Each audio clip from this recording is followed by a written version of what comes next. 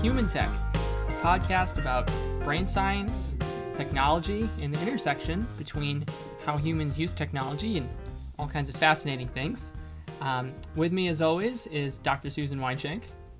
Hello. And I am Guthrie Weinschenk. Now, this is the inaugural podcast for Human Tech.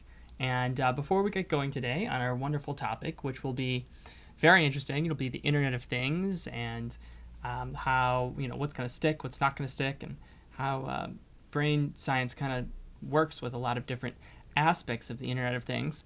I just want to talk a little bit about what this podcast is going to be, since this is the first podcast. So first, Susan, why don't you introduce yourself?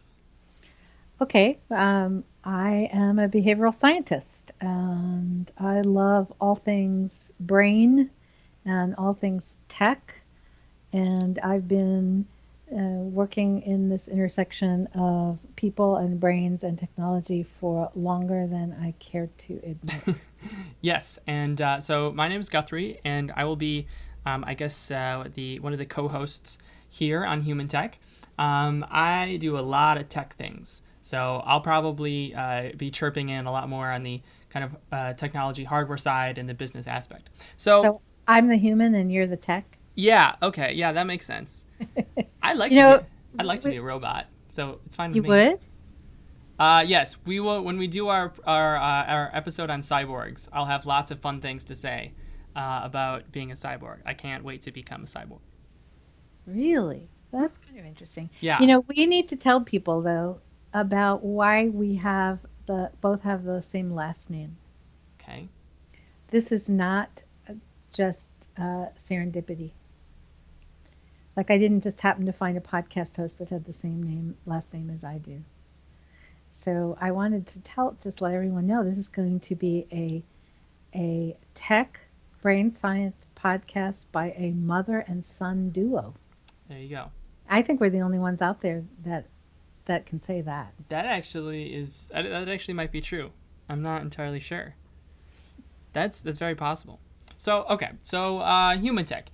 We work at the Team W, and the Team W focuses a lot on brain science and the interaction of science, brain science and design, and kind of human, comes from a long history of human interaction, that kind of fun stuff. So we have a lot of interests that go beyond just simple design, and obviously a lot of the principles and that we talk about and that we research have wide-ranging impacts in all sorts of cool different places. So we wanted to do a podcast to share some of these thoughts and to talk about what we think are very, very interesting topics.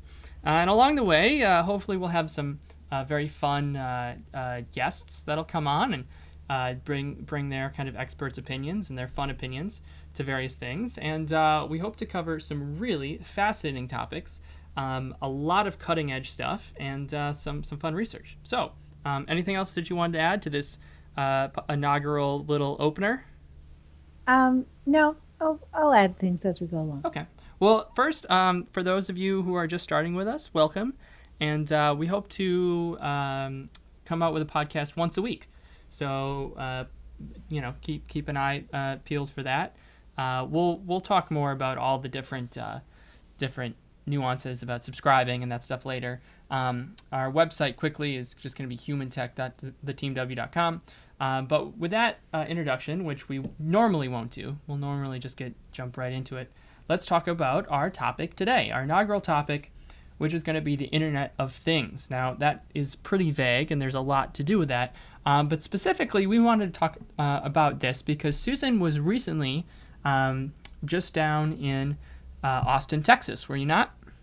I was. I went to South by Southwest, or if you're really in, you have to say South by. That's what I discovered. People don't say South by Southwest. Yes. So what were you doing at South by Southwest? Well, I was giving a talk on creating persuasive products. I was on a panel. And, I don't know if any of you listening have ever been to South by, but it's really crazy there. I mean, there's just so many people and there's so many sessions at the same time. And Obama was there. Obama was there. Obama was not at my session. I wanted to mention. You should have left the listeners in a sense of disbelief. No, I just wanted to clear up that Mama did not attend my session. But one thing I always do when I'm down there is I go to the exhibit hall. This was, I think, my third time there at South by. And the exhibit hall there is really, really interesting. And, normally you go to, I don't know if you do this, but normally I go to conferences and the exhibit hall is just boring. It's just filled with software manufacturers and cloud app companies, and they want to sell you stuff. Depends what conference you're going to. I guess that's true. So, for example, I know in Chicago sometimes they host the giant. There are two interesting conferences, three, I suppose. So the first, obviously, the car show, and there's cars, and that's fun. But there's also the industry show for people who make all the toys. And so they're like the whole show floor is nothing but like brand new toys that companies are pushing. That would be fun. And then there's the food manufacturer show well, where they come out with like all the cool candy. I'm going to the wrong conference. You're going to the right conference. I don't go to those, but I know of them. You've heard of them. Oh, okay. Yes. I want to go to those. Yeah. Well, anyway, the South by exhibit hall is fun, and I don't think it's always done this way, but this year, at least, it was by like country or part of the world, which is kind of strange. So there was like the South Korea section and the Brazil section. I found that a little disconcerting, but it's always interesting because it tends to have in it kind of like the startups and the up and coming technology. It's like not necessarily the stable stuff. It's the what's coming down the pike stuff, or what someone is hoping is coming down the pike. And so you get just like odd random things. Now I do want to say, and if you listen to any other podcasts, like, I know, or radio shows, Marketplace, for instance, from they were there talking about virtual reality, and a bunch of other newsy things talked about all the VR, virtual reality, and augmented reality stuff that was there this year. And it's true, there was a lot of that. And we'll be doing probably multiple episodes on virtual reality and augmented reality in the near future. Yeah. So there was a lot of that. But then there were these weird Internet of Things booths, and I mean, they weren't labeled that way. I'm labeling them that way. And I want to talk about that because it brought up for me, and I actually kind of have possibly the same kind of complaint a little bit about virtual reality.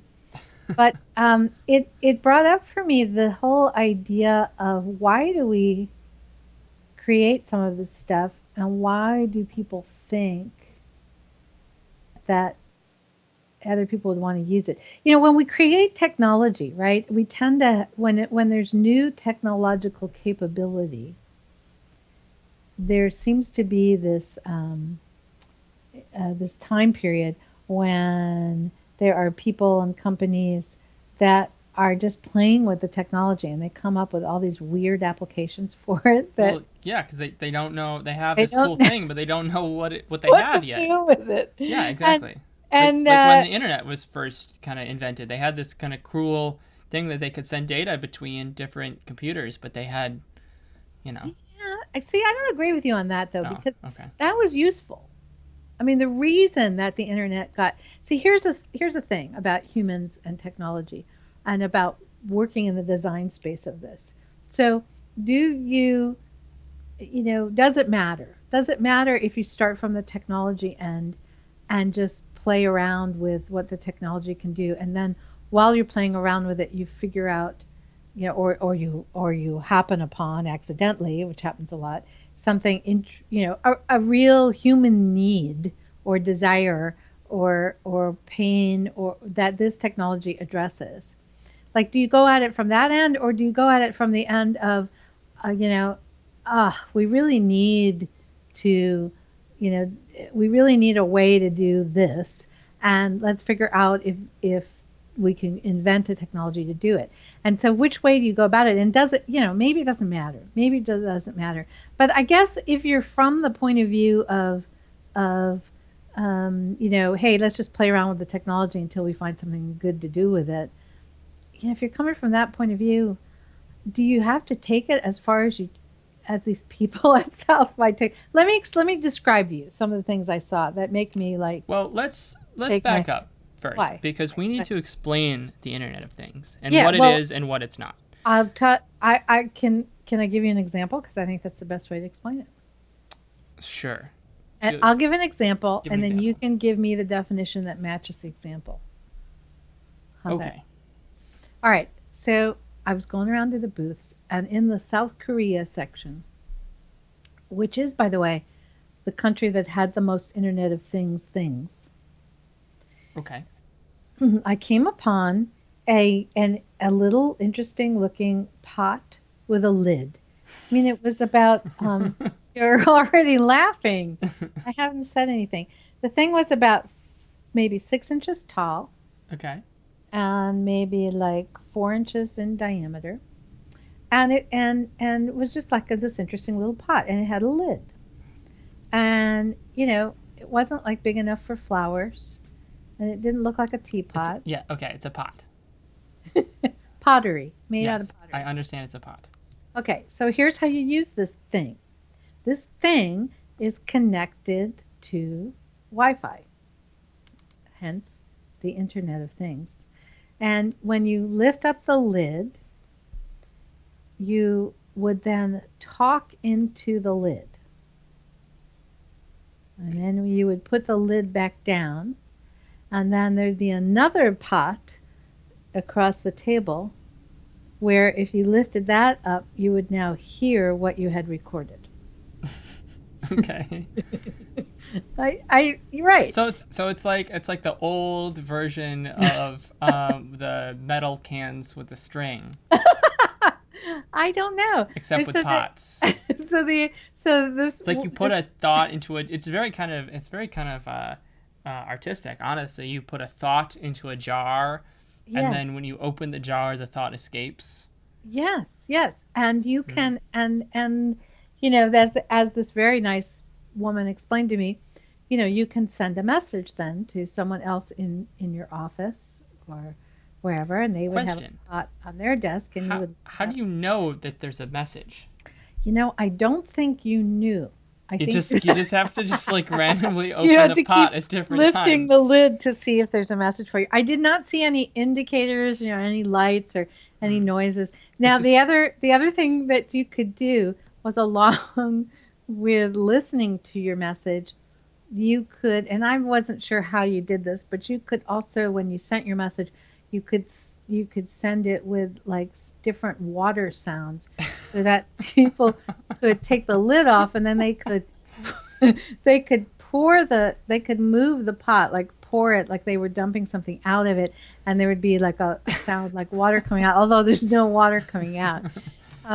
Okay, so now listen, these people worked a long time on this, and they came all the way to Austin, Texas from South Korea to showcase this, whatever you call it, talking pottery. So that was one. And then so I don't think for our listeners that illuminates what the Internet of Things is at all. Don't? I don't think a talking pot is a good example. So the Internet of Things is dubbed the Internet of Things. It's not really a thing that exists. It's more of a collection of technology and the intersection between the miniaturization and low-poweredness of certain chips and wireless and internet capabilities with all kinds of devices that traditionally do not have that kind of capability. And like pottery pots. Yes, including pots. And by connecting these devices and having them talk to each other, you can get functionality and new interactions and new features and more efficiency than you would with just a normal product that was unable to communicate, because communication is very powerful. So I'll give you the classic example. which is what was so a lot of companies have done a lot of it, over the last 3 years. There's been a lot of keynotes, especially in like every single tech keynote that was coming out, Apple, Google, Intel. They always, Internet of Things. Then they have like a 5-minute thing where they laid out like their vision, and this is always what the vision is. So, you wake up in the morning. You have you have solar panels on your house, right? And when you have a smart meter that has a little Internet of Things that can talk to the utility company, and it gets real-time prices from the utility company. Okay, so you're washing. You put your clothes in the washing machine, right? And then when the price of electricity goes down, it yells at your washing machine, or sends a little message. Oh, hey, electricity's cheap right now. And then your clothes start to wash, and it's cheaper because you're doing it when the electricity is low, right? Thereby using less peak electricity and saving the world, and you saving money on your energy. Or here's another perfect example. You fill your crock pot up with delicious food, right? And it's all ready to go. But let's not make it a crock pot. Let's make it. Let's maybe make like some rice, right? You want to make rice, but you don't know when you come home from work. So you get a rice maker that can connect to the internet, or any kind of toaster that can connect to the internet. And as you're driving home, you press the button on your phone, and it starts your rice maker, so that when you get home, your food is nice and ready for you when you're there. When you open the rice maker, does it have a recorded message? Does it have or you have a smart refrigerator that has a bunch of sensors in it, and you can program each sensor to do different things. So, for example, there's a milk spot, right? And there's a little pressure sensor where the milk is, and it'll because of the different weight of the gallons, it'll monitor how much milk is left. And when you're running low on milk, it will send a reminder to you that automatically goes to your grocery list that you have on your phone to remember to buy milk. Right? So you got all these devices that we're not talking to each other, that when you can add low power, high efficiency internet connectivity and various other communications, they can all talk to each other, and you can get increased form and functionality. So that is the whole idea of the Internet of Things. And there's a very functional part of it, but of course there's also it's just a new tech. It's a new you can do a bunch of stuff with it. There's nothing to say, for example, that your scissors couldn't be connected to the internet, or a pot, or basically anything. Do you want me to tell you another one I saw? Yes, yeah. Give me another one. Okay, you take a piece of paper. And you put the piece of paper on a wooden, just a piece of wood. It's like a cutting board. And you write on the paper. Yes. And as you write on the paper, the sound of your writing is amplified through a speaker. So you can hear. So if I draw a line, it's like really loud, so I can hear myself drawing.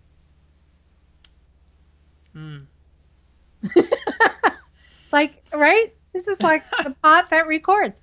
There were many of these devices. So what's your point here? What's the why are you talking about pots that talk to you?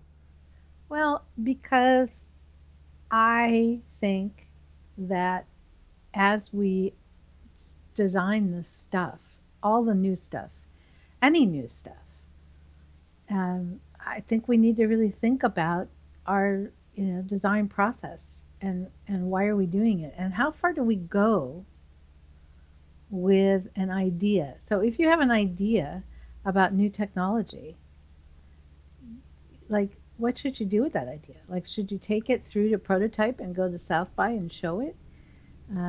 Or should you like just keep a list going of possible things, but then only take to prototype phase the things that people need and want and will enhance the life of the human. So let me give you some thoughts about this.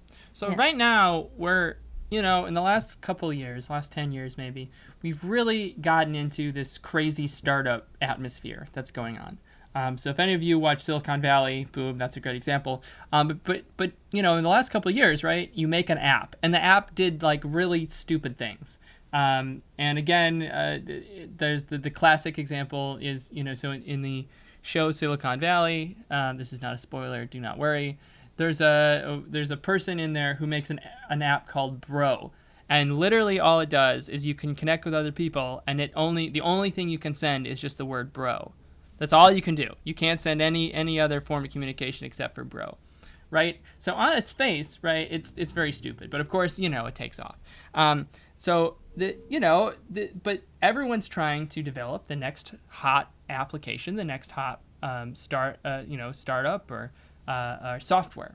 So what's happening recently, and I've seen this for a while now, is if you go to the kind of consumer electronics show, right, CES, or some of the new things that are kind of hot right now, is now that we have the ability, chips have gotten smaller, and we can kind of do this Internet of Things thing. Hardware is back in. You all of a sudden, for the first time, because for a while, you could make all this cool stuff with software that's never been done, and now you're starting to be able to make really cool things with hardware that's never been done, because of the miniaturization of everything. So on my desk here, I have the Odroid C2. It's a tiny little computer. I'm making my own Linux server. Anyone can feel free to email me and talk to me about that. That's a totally separate project. But the point is that it's the size of a credit card. And it's an entire computer, graphics card, processor, internet. It's got an HDMI port. Like it's a very full computer and about as strong as your standard desktop that you bought in like 2003. So it runs everything just fine. And the point is, it's the size of a credit card. So you can be putting really crazy functionality into all sorts of physical products. So the next hot thing now that people are trying to do, they're trying to do the same thing they're doing with apps, right? Everyone's trying to get the next hot startup app, and now that's spilling over into the physical world.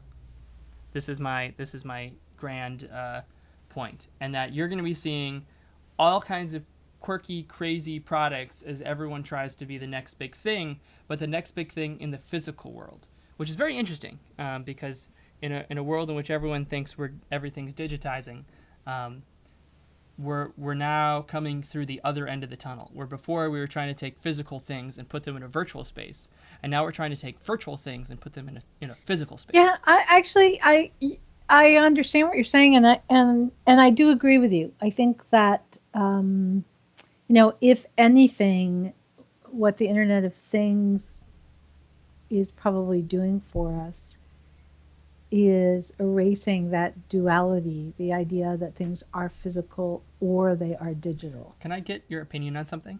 Yeah. So remember maybe 5 years ago, all the for those, we'll talk about this for many times, but Susan was very much in the Mac camp for many years, and she has a great story about that, but maybe for a different time. And the point is that all the Mac software 5 years ago, and I forget the name, it starts with an S, but basically what they did was all their design was trying to mimic physical objects. So like on their calendar app, right, it would have like fake leather. Skeuomorphism. Boom.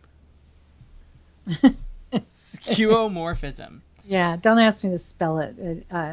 Skeuomorphism. It's the idea that you make a digital concept. You use a metaphor for it that is like something in the real world, and you try and make it realistic. It's kind of So the opposite of what we would call flat design. right, and so that was a hot thing for a while, and then people were like, this looks stupid, and they switched to a flat design, which is what you see now. And there's really, right, you look at a modern calendar app and there's no, it doesn't look like a piece of paper, it looks like an application. What is your opinion? Were you a fan of skeuomorphism when it came out? I get this question. I got this question years ago when it first came out, and I get it now again. Skeuomorphism and flat design are kind of two different ends of a continuum, and this pendulum kind of goes back and forth throughout the decades. And I will admit that I've been around throughout those decades, and so I've been on that swinging pendulum and seen it go back and forth. I believe, based on what we know about vision and the brain and so on, that there's a happy medium in between. So you can use a metaphor, and you can use that conceptually, and you can use it visually a little bit to help bridge that gap between digital and physical in a way that's very helpful to the person using it. So I'll give you an example. We in flat design, it's flat. We tend to do away not only with that it looks like paper, or it looks like a spiral notebook, or it looks like leather, but we do away with 3D and edges and bevels and all of that. So, for instance, a button doesn't necessarily look like a button that would be pressed on the screen. It just is a blue rectangle, maybe not even with a border, and certainly with no shadowing, right? That would be flat. Mm-hmm. But we know that when we add a few of these details, like shadowing, like beveling, so that it looks slightly raised, we know that from the brain's perspective, because remember, our brains have developed through evolution over the last, I don't know, thousands, tens of thousands, hundreds of thousands of years. Our brains don't change as fast as digital products change, and so our brains how our brain interprets what the eye is seeing makes it's helpful when we see those bevels and those shadowings. It makes us want to push it. Our brains say, "Oh, that is something that you can push because of that beveling and shadowing." So I think going all the way over to the flat design end sometimes makes it hard for us to get the cues that are inherent in what we're looking at. And yet, if we go too far over onto the skeuomorphism, then we just get things that look silly in a digital space, or actually, look distracting, or we don't, and if it's poorly done, we don't even understand, we can't even understand what we're looking at. So that's kind of my, my take on that. Well, I bring it up because when you're talking about designing digital products, right? Yeah. The impetus from the design really comes because again, we talk a lot, especially with the brain, about mental models and mental maps. And so when you're using a product online, right, the brain, especially if it's never used this thing, has to draw from what it knows and what it has an experience with, right? So that's why when you're designing a button originally online, it had to look like a button, so people knew that you could push it. Now these days, of course, right, we see that it's a different color, and we've had enough experience where the flat design, people know what's a button and what's not. But originally, when they came out with buttons, if you just saw a box, you might not know to push it. So from design, there's been this whole kind of movement to at least the starting point was from a physical space. So now we're talking about turning digital things into a physical space, right? And we're coming from the digital to the physical. So do you think you'll have what basically is like like if you had like matter and antimatter, it'd be like skeuomorphism and anti-skeuomorphism, where right. So you're trying to design pick any kind of online, so it's an application that like only happens online, or an interaction that only that our brains would only be used to online.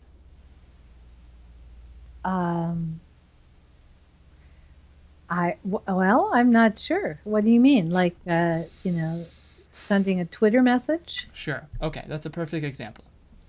All right. So when we send a Twitter message or tweet, yes, you're so much cooler than I am. I know. You're going to all these conferences. Yeah. Would you South by? Okay. Skeuomorphism. Yeah. Tweets. Well, I don't know about the skeuomorphism, but certainly the okay. Anyways, so our mental model to send a tweet, right, is you go to Twitter, and you sign in, you type the thing, and you hit send. Yeah. So let's say you're tweeting from a pot, right? And yeah. There's what happens is there's no screen. You Yeah. just talk into the pot. You set it up. Yeah. You talk into the pot, and it turns your text into a tweet and sends it out. To another pot. No. To your Twitter account. Oh, I thought this was that South Korean. Well, I'm starting there as a good example, right? I got you. Yes. Yes. What Would about that be, from a design perspective, it feels like that would be too much of a jump for our brains to comprehend, right? There's no input about what we type. There's no screen that shows here's what we typed and then the enter button to send it, right? Instead, you're talking to it, and then you put the lid on the pot, and that's the send button. And I feels like, right, that's a very physical thing we're doing. It's a physical thing that's going to transcend into a digital space. And so I'm wondering if, from a design perspective, when you're designing things that are part of the Internet of Things, what you actually need is an anti-skeuomorphism, where you need to replicate the digital space in your physical object so that people know what they're doing when they're using this physical object in a digital way. Okay, maybe, but I have a totally alternate way to go about that. Okay. That I want you to think about. Like you'd have to put like a screen on the pot that would just show you the Twitter thing. No, okay. Because so here's the interesting thing. If we think about the digital world as a thing, as a non-human technical thing, okay? Mm-hmm. Then we think about having to interact with it, with keyboards and screens and a mouse and clicking and pushing a button. Yes, and we will be talking a lot about the future of digital interaction, because basically the entire history of computers, sans maybe punch cards, after that, right? You look at a screen and you use a keyboard and mouse. You use a keyboard, you use a mouse. And now maybe a touch screen on some stuff, but really only to press a button that the mouse would. Right. But here's what I want to talk about, a really different way to think about it, because if you don't think about, and I think this is where we're headed. Okay. If you don't think about the technology as a thing, an inanimate thing, then if technology is a person and not a thing, if it's a sentient being instead of a piece of equipment, then how would you interact with it? Because we know how to interact with people, and we don't interact with people by pushing on their face or hooking them up to a keyboard, right? Or swiping them. We interact with people. Slapping them. What do? We talk to them. Right. And we might gesture if we don't know the language to communicate. So I think they're facial cues. So I think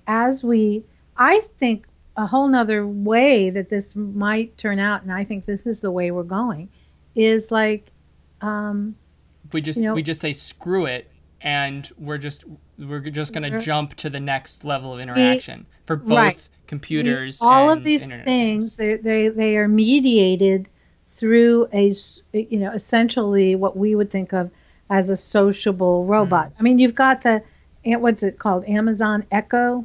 Right, exactly. You've got Siri, you've got Cortana. For those who don't know, you may have seen a couple commercials that run recently. I believe it's called the Echo, and Alexa, I believe, is the name of it, and it's essentially the same as Google Now or Siri, but it's different because it's a speaker that sits in your room. So you just yell, and it hears you and then tells you things, or can search queries, or order it. You can hook it up to stuff, so you can be like, "Hey, Alexi, order me a pizza," and it will order you instead of pizza. going and typing on the screen to the piece of technology, which is the computer, which then goes and does things. You are talking to this being, which is not human, but it's still you have a conversation. And so I think if we're talking about the future of the Internet of Things, I think we may actually, we're in this weird in-between place where we're trying to figure out how to communicate with inanimate objects that are connected to the internet and can do things. But I think we may eventually end up on the other side of that, where we are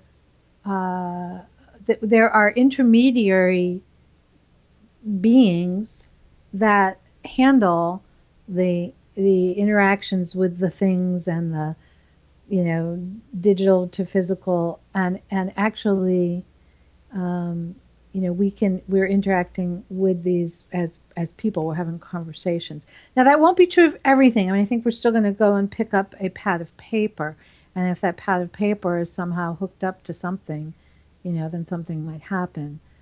But I think that this awkwardness, right, of communicating with physical things digitally might eventually go away, because we'll have an intermediary, which will be the technology being. Well, we're gonna do a whole episode or a couple episodes on deep learning and the future of yelling at your computer and having it do things for you in a very natural, human-like way, and how that changes everything. That's obviously a very fascinating subject that's right on the crossroads of a lot of stuff we talk about. So maybe these pot people have it all right. So why do the pod people have it all right? Because I didn't feel like they had it all right. Picture this universe, okay? Yes. You have in your kitchen, right, a series of pots. Yeah. And they're little clay jars, little earthenware jars with lids, okay? Yeah. And inside those lids are actually things that you use in the kitchen, okay? Like, and each pot is hooked up to a different social media source. So let's say you're cooking some really, really nice chicken parmesan. You're making a chicken parm sandwich. Okay. It's delicious. And you want to brag about it to all your friends like you normally would. Okay? If you want to Snapchat it, you just pick up the lid of the Snapchat pot. It's got a camera on the inside, and you just kind of hover it around, and you're like, oh my God, doesn't this look delicious, right? And you can actually look at the pot and talk to it and show the food, and then you just put the lid back, and it automatically updates your Snap story. Or if you want to take a Twitter message, you just lift the Twitter pot, and you'd be like, oh my God, this chicken parm is so good, #amazing, and then you put the lid on the Twitter pot, and it sends it all away. And it would be a really fast, fun, interactive way to share your food experiences, but without going through your phone, and in a completely hands-on and non-digital way. I'm thinking this is very interesting. Maybe we need to call these pot people right now and get on the ground floor of this. Okay, so now we're abandoning the business we have, and we're going to do the Snapchat. This was fun, the Team W, but it's over. We're all in I on don't know. pots. You know, I'm thinking. I'm gonna have to think about That this. sounds really cool. I would act. That would be like fun. I would use that. That would be like a cool thing to have. And they're also pots that can just hold things. Well, I do want to say that it is true. Even with the pottery thing that I saw at South by. I can't say South by. Every time I say it, I want to say South by Southwest. By the way, So but you're saying you're not actually that cool. I'm not as cool as you think. Okay. But Makes me feel better. I mean, one thing I do want to point out is that what you described with the pots in the kitchen and sending the Snapchat of the chicken parmesan sandwich is that it is social, and I do want to mention social drives everything. So, the new technology, whatever it is, if it enhances our talking and communicating with other people about the minutia of our lives, that will be, that's what drives technology and what really becomes popular. I mean, you know, Facebook because it's communication. Twitter, you know, when that first came out, if you'd said, "Oh, it's going to be really popular. You can only use 140 characters and you can't send any pictures." I mean, this was true when it first came out. And you would have said, "What? Why would anyone want to do that?" But it's communication. We are driven as humans to communicate with each other. So yeah. I mean, it might. I don't know which way it's going to go. I don't know if it's going to go that way, or I don't know if it's going to be, Lexi post a picture or whatever. Well, I was making up my own. Okay. I was going to create my new one. Okay. I was going to call it Lexi. Take a picture of this and send this picture out on my to my friends. Right. Yeah. Whether it'll be just a voice command and quote being that's hovering in my house will take the picture for me, or whether it'll be all these things. Well, I think that's the question we've come down to. Let me talk a little bit more about the Internet of Things, because all the examples we've given have basically just been smart devices that are normally just normal, and then you add a thing to it to communicate to a specific kind of outside digital server. There's another very important aspect of the Internet of Things, and that is that the things don't talk to you and they don't talk to your friends, but the devices talk to each other. So again, in the simplest of stories, let's say you what's the best way to do this? So for example, I'm trying to think of a really great example. When you it's hard. It's really hard. So it would be like when you press down on the toaster. No, that doesn't work. When you get home, I finally got it. Okay. When you get home and you lock your door. Okay. Yeah. You have a smart lock. Okay. That lock knows that you are now home. Yeah. And it doesn't talk to you. It doesn't talk to your friends. Right. But it turns on your alarm or something. No. Yeah. It turns the heat on. Yeah. To match your desired preference for the temperature. Yeah. So this is a part of a much more connected and interconnected world. I apologize for the long pause, but when we talk about the Internet of Things, how much of it do you think has to do with things talking to each other, and how much of it has to do with humans interacting with things that? I think it's 50-50 because I mean, it's such an amorphous term. It really just means smart things that talk to everything. The problem with devices talking to each other, and a number of companies have been trying to fix this. I know every single major player in this space has all come out with their own proprietary formats, right? Because how's your washing machine going to talk to your toaster, right? Like that's not. You have to have very common open source protocols. And so every player, like Apple has their own like home with sync or whatever it is. AT&T tried to do this with like smart houses and security. Google came out with a platform. I think there's an open source kind of independent platform. Like everyone's trying to, I think Intel has one. Everyone's trying to be like, the go-to software intermediary, so all these things can talk to each other. The problem is that you really need a vision, and I was having trouble even coming up with a simple vision, which is, you lock your door and then your heat comes on. But you need to have a full vision that makes your entire house like a smart house. And obviously, when you look at sci-fi movies in the future, this is exactly what happens, right? You get out of bed and the computer starts making your eggs for you, that kind of stuff. So there's, it's really, so I think the power in the future is really between devices talking between each other, especially when we get to driverless cars, which we'll do an episode on. But right. So you start to, you tell your car to drive home,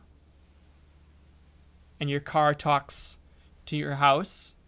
And so when you pull into the driveway, your house automatically unlocks because your car is in the driveway and the car is your crypto key. And opens the door for you. And there's a cocktail waiting. And there Right. So I think in the long run, devices talking to each other is going to be the more powerful application. In the short run, what people will actually spend money on, what will drive people, and what people can make are devices that are intermediaries between you and your friends, again, social, and you and other thing, making tasks that you'd have to do and making them go away, which is really all computers have been, that's what sells in the computer world for the last 2 decades. Can I talk to people? Will it automate tasks for me that I don't have to, make my life lazier? So yeah, I think it's a 50-50 split. Well, you work on the Snapchat pot. Yeah. And I'll work on the device that makes the cocktail and has it ready when I get home. I would like to add one more thing. All right, what? We are just at the beginning of the Internet of Things. Yeah. We are to the point where we can have, like a refrigerator, we can have a Wi-Fi chip in a refrigerator that can communicate. Now, the refrigerator is connected via power, and there's a Bluetooth tried to do this, but it didn't really work. The point is that communicating over setting up a wireless connection takes power. So like these pots we were talking about, probably right now they can't just be a pot that you can walk around. They have to be plugged in somehow. But the interesting thing is in a couple years, wireless adapter chips will be so low power that they'll be able to, that they won't need to be plugged in. You'll, especially for things that don't need to communicate very much. Obviously, like a Snapchat would need to be plugged in, or it would have to have huge advances in battery technology. But something, for example, like a refrigerator, that's just sending out, once every 4 hours, is just sending out like a little ping, giving its current status. Yeah. Or a refrigerator is plugged in, but something that only has to like once a day, just like send out one little thing. They'll be able. They'll have chips that are so low power, you'll be able to put a battery in, and the battery will last for years. So, that once we're at that state of the Internet of Things, where you're no longer constrained by an electrical outlet, an electrical plug, I think that's when things take off. Because right now, no one likes to have cords. No one likes to, you're constrained to the thing on the counter that is taking up a shelf, a cord shelf. A socket. Are we going to get to the point, though, where electricity does not require either batteries or plugins? Like there's electricity through the, air, like there is Wi-Fi? Potentially, but especially for low power applications. But you can make a really small battery. I think that makes a lot more sense, and that's a lot more reliable than doing wireless electricity charging. Again, we do have wireless charging, and for those of you who don't know how it works, you have you have a magnet that kind of changes, that rotates the magnetic field in sync with the other side, and that's how you move energy. But they have to be very close to each other. You know, it has to be stationary. It has to be very close, and you get a lot of loss. There's a number of percent of loss, so it's not very efficient. So if you're trying to think about saving electricity, it's not the best way to go. There are also potential. I don't know how safe it is to have your whole house radiating with magnetic fields that charge all your devices. Batteries are better. Yeah, for at least the short term. Now there are a number of other interesting ideas. For example, making your light bulb be your connectivity router. So instead of having to communicate with the wireless router in your house, you actually use your light bulb, and the light bulb LEDs can flicker so fast you can't even tell, and the flickering is the ones and zeros. So you can send out signals through your light bulb, and so various smart devices, as long as it could get light from the light bulb, would be able to work. But then they couldn't work in the dark. Correct. So this is, so we're just on the beginning of, because the goal really, right, is picking up a rock, and the rock being up, it just looks like a rock, but it has all this connectivity, right? And you can throw it, and you can kick it, and you can put it in water, and you can, take it outside and inside, in the dark, and wherever, and it just works. The Internet of Things, because it's a physical thing, is still quite constrained by power consumption and by connectivity. So things are just getting started. Wow. I thought I was just going to complain about a pot that you lifted the lid and tucked into it. And now you have talked me into the fact that we should have a pot that you lift the lid and do things with. It's just not a ceramic pot on my desk. It's the pot I'm cooking with. The pot of the future. Do you have any more thoughts?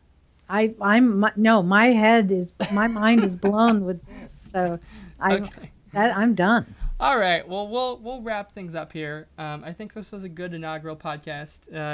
In the future, we got a number of great topics coming up. We'll probably do a whole thing on creativity. We're probably going to cycle between interesting new tech things and also just cool brain science parts. So, right, the science of creativity, or the various aspects of design, or how your brain interprets things. So we'll probably oscillate between more technical brain stuff and also kind of fun futuristic topics. I'd just like to add quickly that again, you should go to theteamw.com. We have all kinds of courses that you can take. You can also like us on all your social media platforms, basically Facebook, YouTube, Twitter, and we also have a newsletter that you can sign up for. Hopefully this podcast will be on iTunes or on any of your any potential podcast application that you have, and so you'll be able to subscribe. You can also go to humantech.theteamw.com for kind of all kinds of information on our podcasts. Maybe I'll put up a repository where you can just listen to all of our previous ones if you don't have a subscription. And if you have any questions, feel free to email us at info@theteamw.com. And I think with that, I'm going to say goodbye. Again, I'm Guthrie Weinschenk, and I was joined by Dr. Susan Weinschenk. And I will sign off, and hopefully I'll talk to you very soon. Thank you. Talk soon. Bye.